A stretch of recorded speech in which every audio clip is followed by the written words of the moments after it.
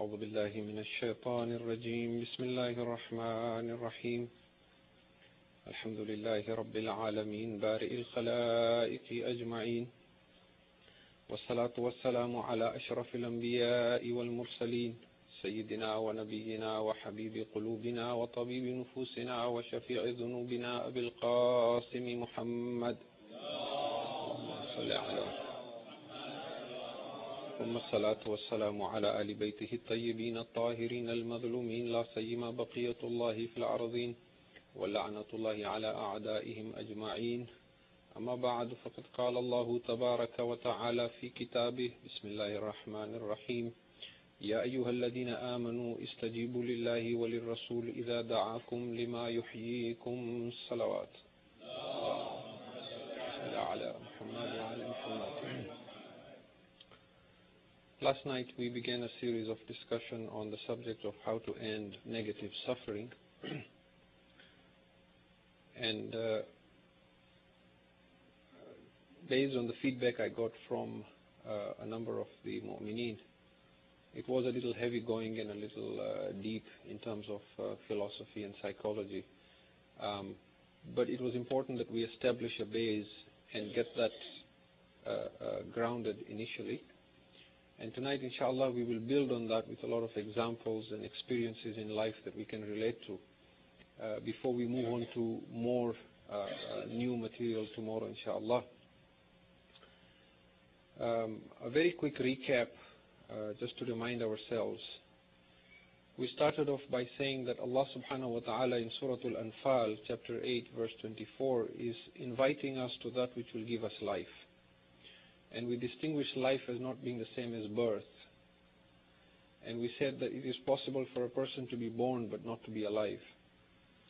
We went on to say that a person can truly be said to be awake and conscious and alive when they are so connected to Allah subhanahu wa ta'ala that there is this inner peace within them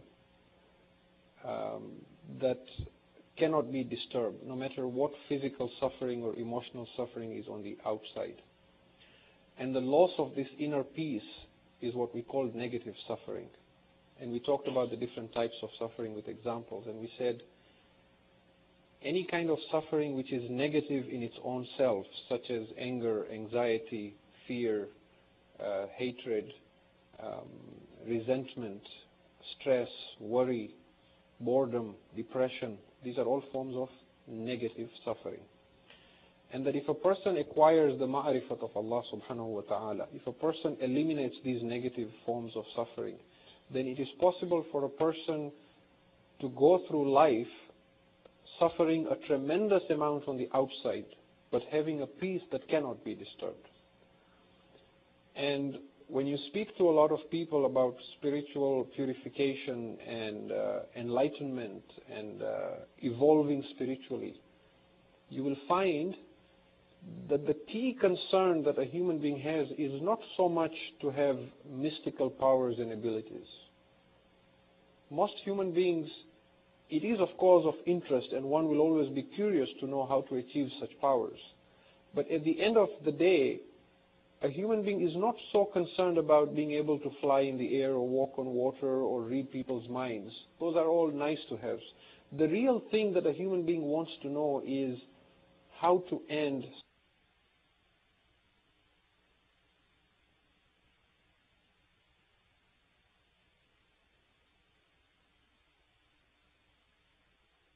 can handle suffering. They can handle the death of a loved one.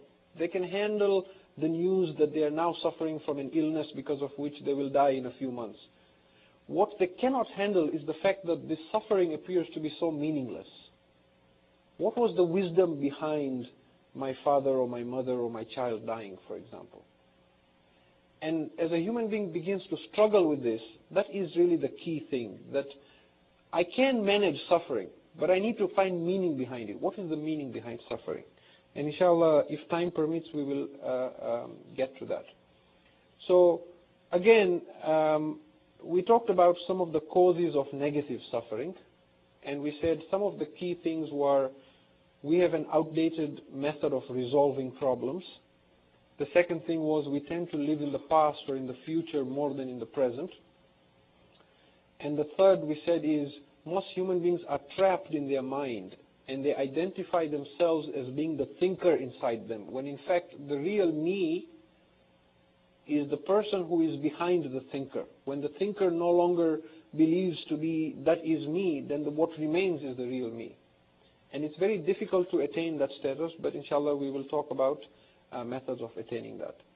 So tonight what we want to do inshallah is discuss, yesterday out of these three methods of suffering, we talked about the first one, which was the outdated method of solving problems. And we said when we were infants we learned some bad habits, that when you have a problem, because we were so helpless, we developed some techniques of solving a problem, like crying and kicking a fuss and so on. And many of us do not go beyond that. We do not learn the art of communication, and we tend to still use those same methods to resolve problems. So we gave an example of that. And we said that another comment that I didn't make with regards to this problem of outdated methods is when somebody behaves in a manner that is immature, what we say to them is stop being childish, isn't it? Now notice the word stop being childish. Why do we use that word? It obviously offends somebody, so that works in one way, is to perhaps offend the person. Stop being childish, stop being immature. But stop being childish means stop acting like a child, because that is how a child resolves problems. And you are not a child. Okay? Now, somebody sent me an email that was, I thought, interesting, and I just want to share some passages in it for you.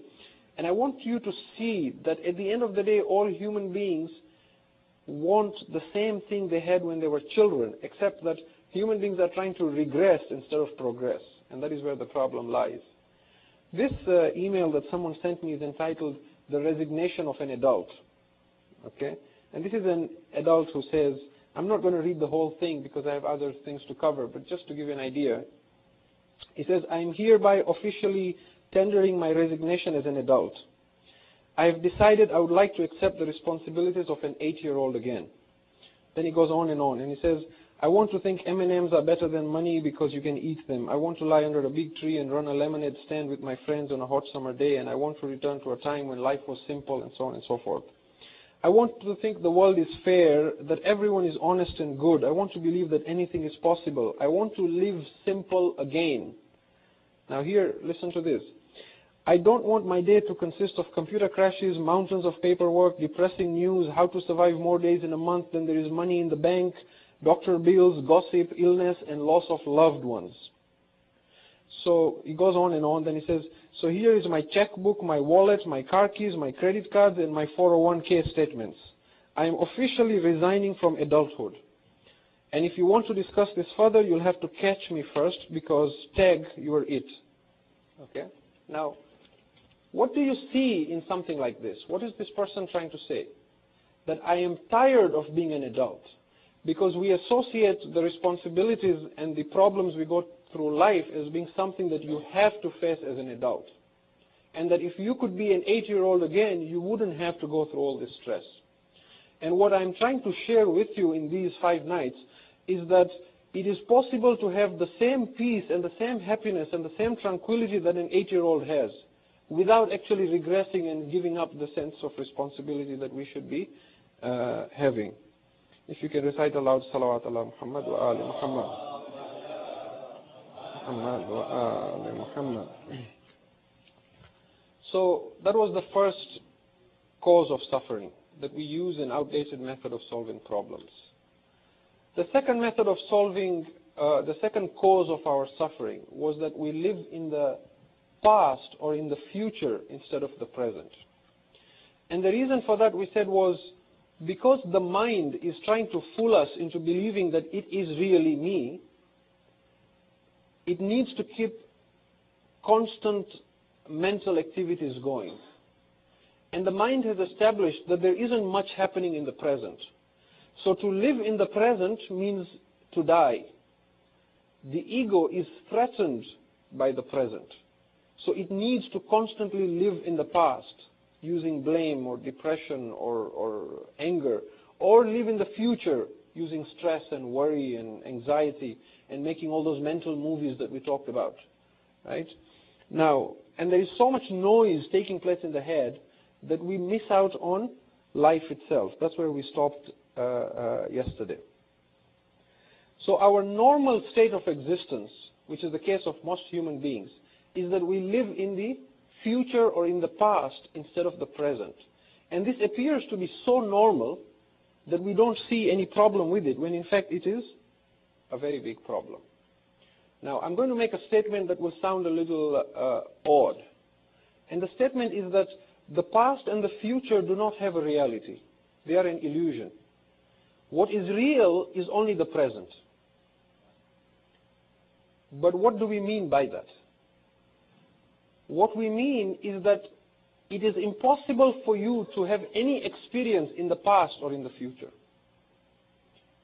Can you see something in the past?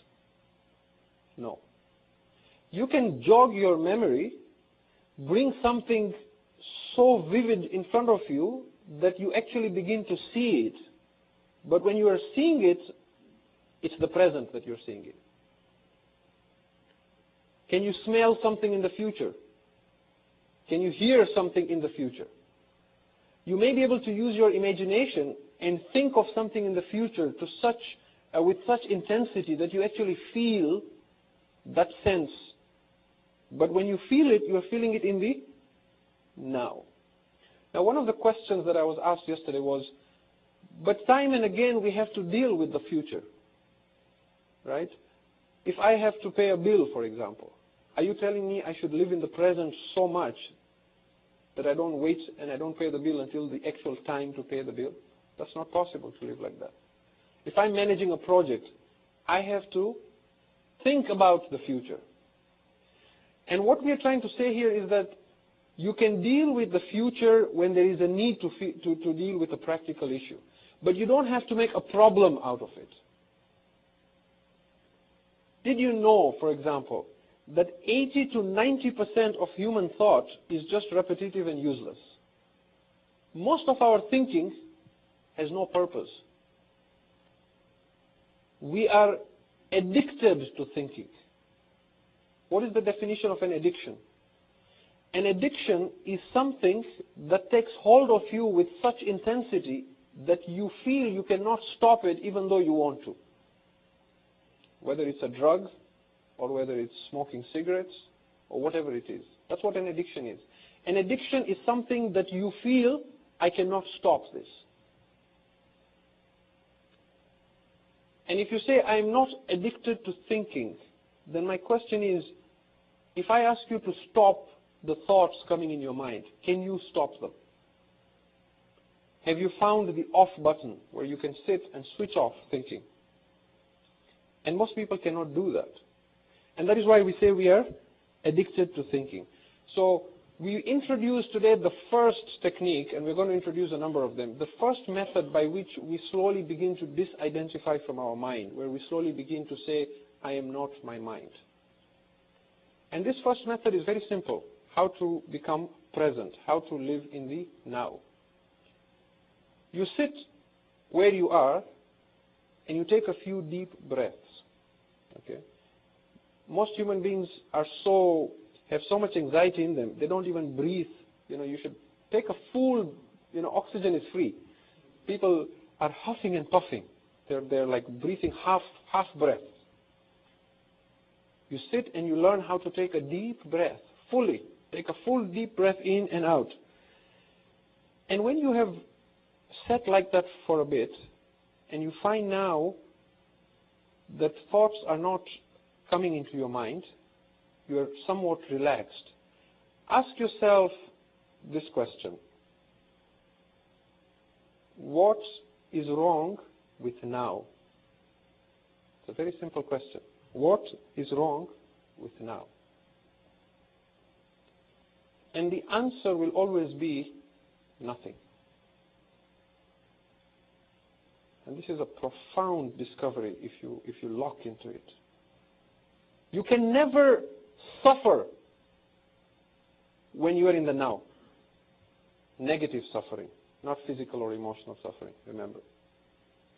Anytime you have any negative suffering, boredom, depression, anxiety, worry, stress, anger, fear, think about it. It will only happen when your mind is in the past or in the future. The moment you are in the present, you cannot suffer. And if you want, go home and try this. Sit quietly, take a few deep breaths, listen to the silence. Become aware of your breathing. Watch your mind. You begin to see there is no thoughts coming in now. You're relaxed. And then ask yourself, what is wrong with now? The moment thoughts come in, it's like, oh, yesterday this happened, and now this one made me angry, and now I'm upset with this, and tomorrow I have to do this, and all this stress comes in. I want you to also think about something else. Whenever you had a serious problem in life, you managed it very well. The answers, the resources, the strength was there. Think about it. The phone rang. Somebody said that your loved one had an accident or died or something like that happened. What happened?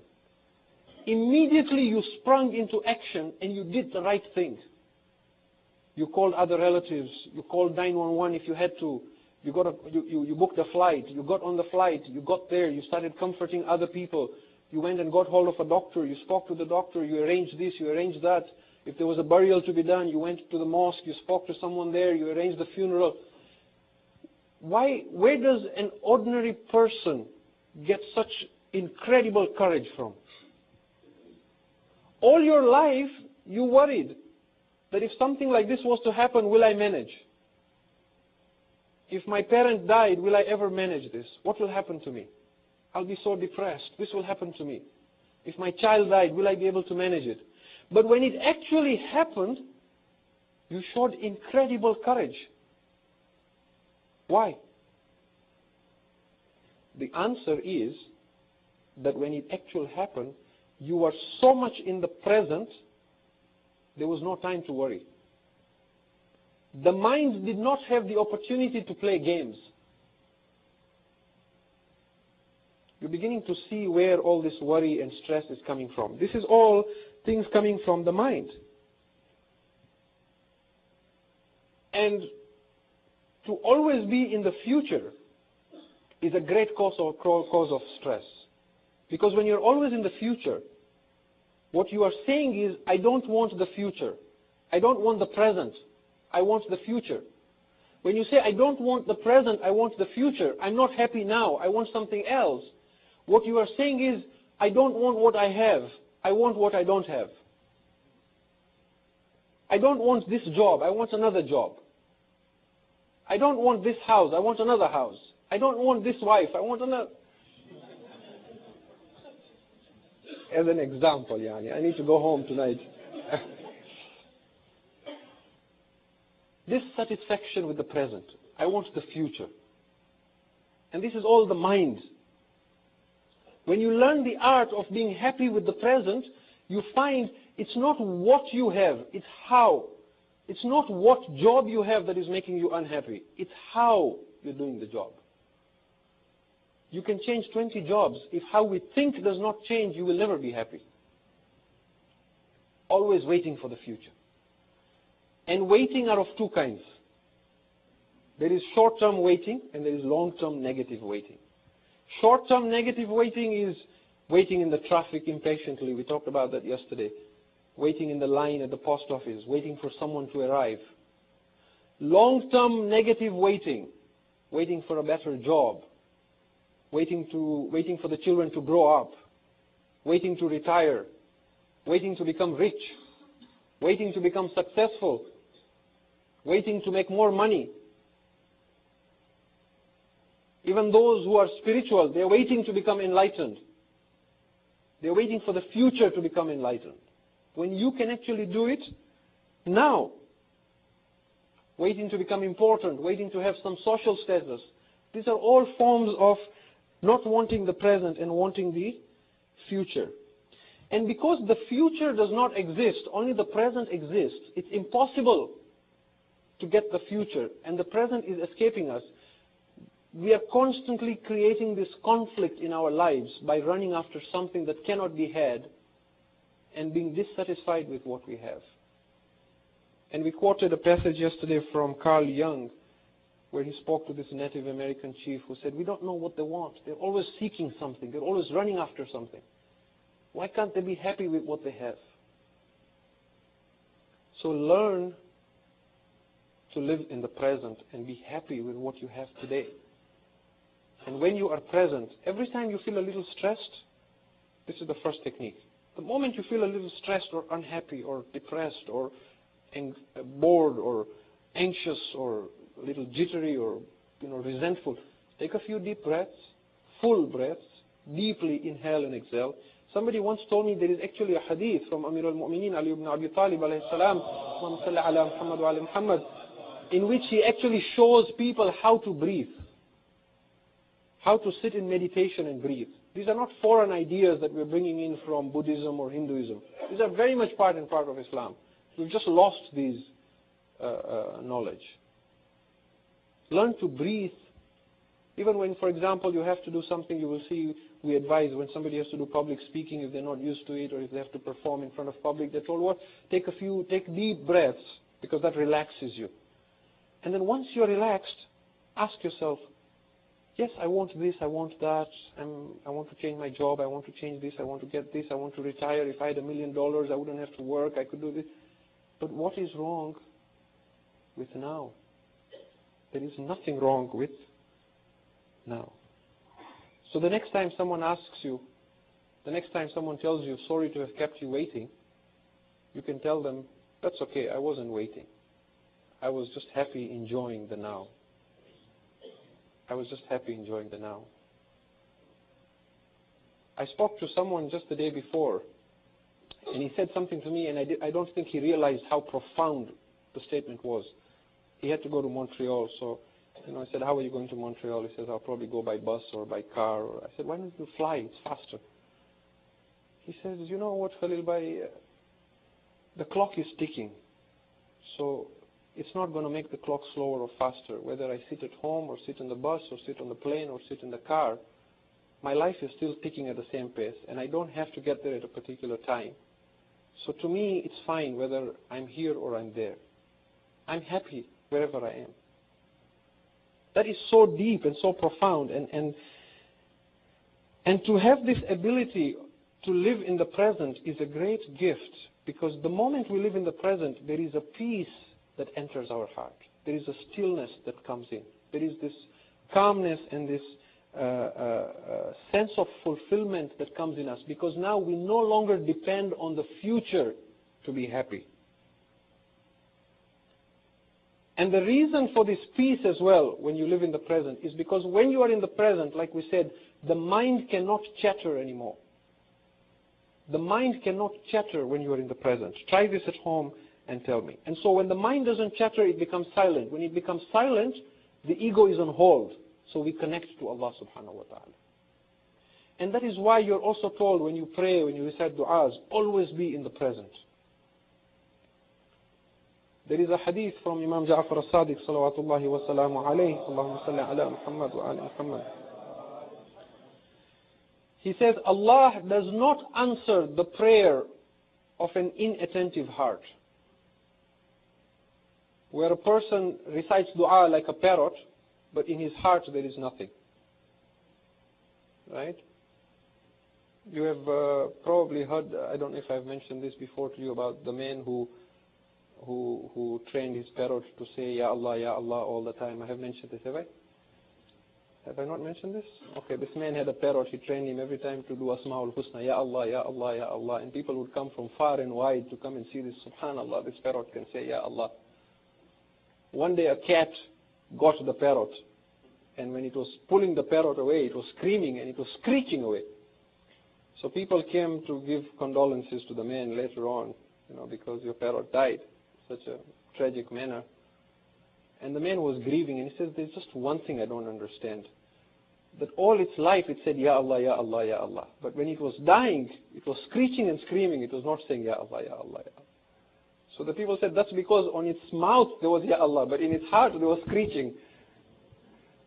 So a lot of us read du'as, but what is in the heart?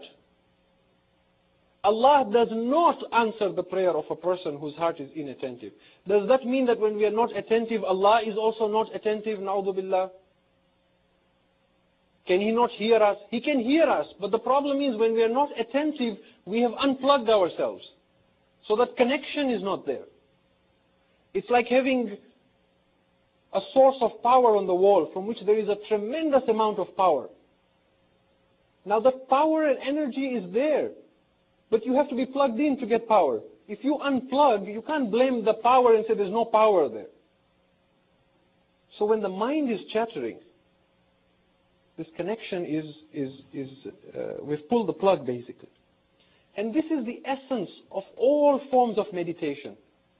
All types of meditation that people teach you. They tell you to concentrate. They tell you live in the present.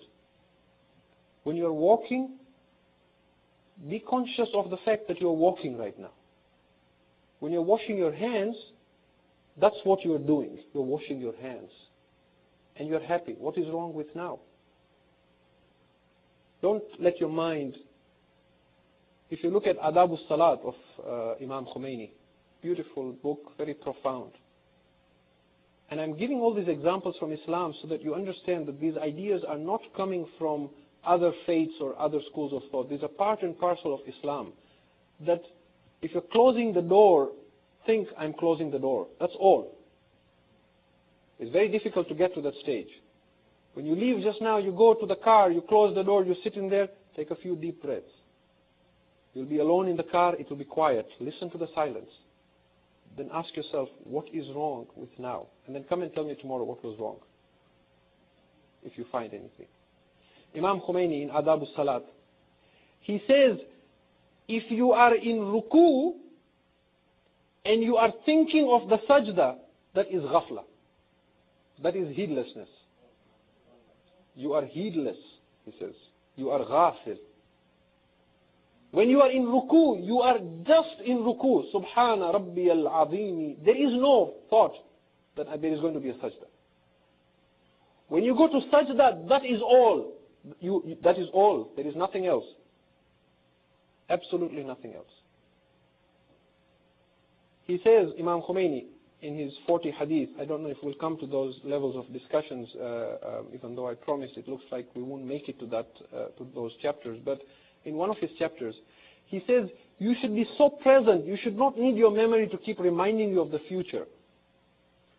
And he says the Urafa, the Gnostics, the enlightened people believe that to change your ring from one hand to another in order to remind yourself of the future is a form of shirk. And I do this all the time. If I'm late and I didn't get a chance to pray and I'm afraid I might forget to pray and I have to remember that I have to pray, I remove the ring from my right hand, I put it on my left hand. Because I'm not used to having it on this hand. So it bothers me. Every time it bothers me, it reminds me there's something I have to do. And when I read this, I was like, how did you know I do this? You know. He says, that is shirk. In the present. If you go to this website, al-islam.org, there is a section there where they have a gallery, a multimedia gallery. You could go to al-islam.org/gallery. In this website, there is a video clip of Imam Khomeini. It's like 10 seconds only, or 15 seconds, in which he's just looking down and he's talking to a crowd of people. If you get a chance, just go watch that. The man has not been with us for over 25, 30 years, but just watch him and he will move you. You will see he is so much in the present. There is absolutely no self-consciousness. He's just looking down. He's talking softly. He's not even shouting. But just go home, play that video. It's 10 seconds or 15 seconds on. Just watch him. See the depth in the man. Truly, if there has been a man who was enlightened and awakened in our generation. When he used to do wudu, he was so concerned about not wasting water. He would open the tap, take a handful of water, he would close it, wash his face. Then he would open it again, take some water, And every time he took the water, he would turn towards Qibla. He's already doing ibadat when he's doing wudu. So if he was near a basin and it wasn't near Qibla and Qibla was that way, he'd take water, close the tap. Then he would turn towards Qibla, wash his face, turn again, take some water, turn towards Qibla, wash his right hand. What do you see in a man like this? He is totally present, totally in the now. And we seem to have a problem. If we can bring this about in us, then you will see a sense of peace, a sense of serenity that will take over us. This last Muharram, the 12 days of Muharram we passed, on the first early nights of Muharram, it so happened that I went to the Jaffer Islamic Center on Bayview, and we parked our car at. It's just an example, so you see that day to day how much we worry about things that we probably shouldn't. So we parked our car at the Thornhill Community Center, and they had a shuttle service, and we went to the mosque and came back and so on. Then after a few days, on the 7th, 8th night or so, we went again. Now we hadn't gone in between. It so happened somebody moved the parking. It was now at a different location at where the youths were having their English lectures at Le Parc. Now we got there very early that day. So we thought maybe the shuttle service hasn't started yet or something like that. So we just parked at the Thornhill Community Center. There was no car in sight, no shuttle service, and we thought, maybe we're early. So we parked and then we just walked to the mosque. Now we had parked in the wrong place, obviously. Everybody else had parked somewhere else, but we didn't know about it. So there was absolutely no worry, no stress, because ignorance is bliss. When we came out of the mosque, we sat in the shuttle bus, my wife and I, and the bus is going towards the Thornhill Community Center. Suddenly it makes a sharp right turn and it's off in another direction. Now our first theory was that somebody was kidnapping us. Then we figured anybody who does that won't get a lot in terms of ransom. So we threw that theory out of the window. And we slowly realized we're parked in the wrong place. Now just to give you an example, on that particular day I was in this mood of what is wrong with now. So my wife says to me, we parked in the wrong place. We may be tagged or our car might be towed. So I said, yeah, but what is wrong with now? We are happy in the bus. We're getting a free ride. The weather is nice. What is wrong with now? And we got there. To make it very brief, we had to look for someone to give us a ride back. And, there was an empty bus going back, and the gentleman was very kind. He said, sure, I'll drop you. So he takes us back. And again, the same conversation was going on. What if they towed our car? Do you have the cell phone? What will we do with this or what? Yeah, but what is wrong with now? There is nothing wrong with now. When it becomes a problem, we will deal with it. When we get there and there is no car, then we'll see what do we do then. And we got off and we were walking there, and again the same thing. What if the mind, and I do this as well, right? This is normal that this might have, put yourself in this situation. How would you have reacted, right? Normally I would have reacted with worry as well. Maybe they take the car, maybe there's a ticket there. I'll get black points or demerit points, my license, do I have my cell phone, Why didn't they tell us? And then an element of blame as well, probably. This Jamaat, they should tell us, right? But what is wrong with now? Right now I'm walking and there's nothing wrong. And when we got there, the car was there was nothing wrong. So just because you have to deal with a problem doesn't mean it has to be with worry. Yes, we all have problems in life. Deal with the problem. When it becomes a problem, when it is the present, deal with it. But don't make it a source of worry. There is nothing wrong with now. When it's winter, people say, they say this coming summer is going to be very hot. When it's summer, they say this coming winter is going to be very cold. And you might say, we're just talking. We're not really worried. But we are building discontentment Because we are saying we're not happy with what we have now. We want what is in the future. Or we're not happy with what's in the future. When it snows 30 centimeters, you deal with it. You do what needs to be done. But there is no need to make a problem out of it. Or the gas prices are going to go very high this summer. Sure, they're going to go high. But what is wrong with now? When I came to Canada 6 years ago, the gas prices were 40 cents a liter. Now I'm paying 80 cents a liter. And by the grace of Allah, when it is $1.60 or $2, if I have the money, I'll pay. If I don't have the money, I'll catch a bus. If I don't have the fare for a bus, I'll change my job, or I'll take a bicycle, or we'll deal with it when it becomes the issue. But what is wrong with now? This is a radical way of changing how you think and how you change. And human beings, because they know that inherently they can only be happy when they're in the present, they are attracted to certain activities that keep them in the present. For example, a lot of human beings like dangerous sports. They like mountain climbing. They like car racing. Why? Because when you're climbing the mountain, you cannot afford to be thinking about what am I going to have for dinner today. It's extremely dangerous. You have to be focused in the now. Some people will practice, for example, Tai Chi or activities like that, which are good. Why do they enjoy doing this? Because they don't realize it, but subconsciously, when we are in the present, there is peace, there is stillness, there is no anxiety.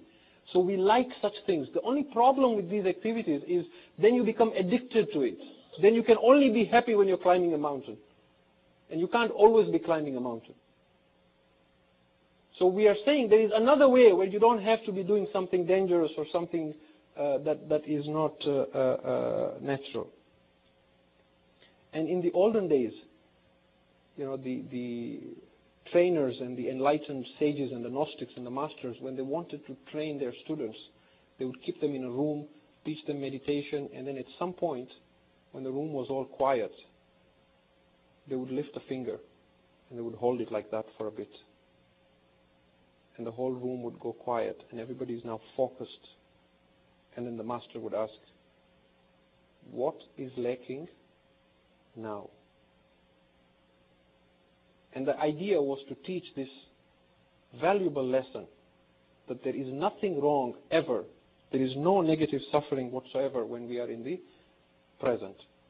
And I want to end with just a narration. There is a famous quote from Rumi. Many of you may have heard of Rumi, who was a mystic and a poet in Islam, in which he says, what veils us from God is time. Burn up the past and the future.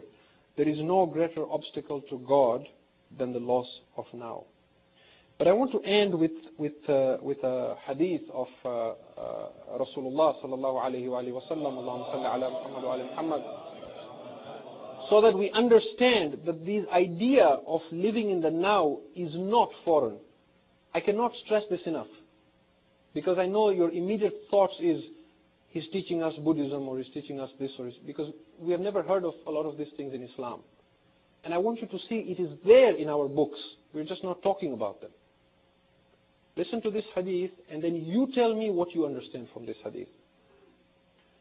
The Messenger of Allah, peace be on him and his family, he says, I swear by him in whose hand is the soul of Muhammad. He is swearing by Allah in a very beautiful manner, that I swear by him in whose hand is my soul. He says, وَالَّذِي نَفْسُ مُحَمَّدٌ بِيَدِهِ, I swear by him in whose hand is the soul of Muhammad. I have never blinked my eyes without believing that Allah might take my soul away before my eyelashes touch each other. This is hadith. I'll give you full references if you want. What I want from you is, tell me what you understand from this hadith. That I swear by him in whose hand is the soul of Muhammad. I have never blinked my eyes without believing this, that Allah might take my soul away before my eyelashes touch each other.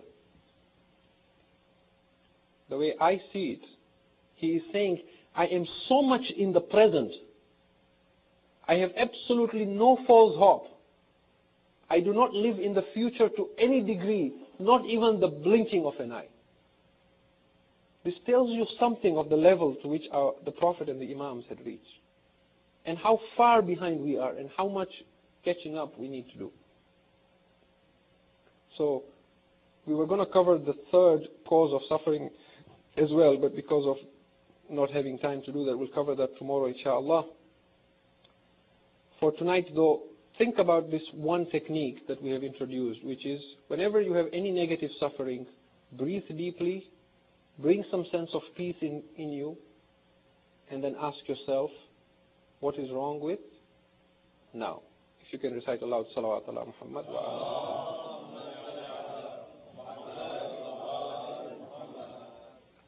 Last night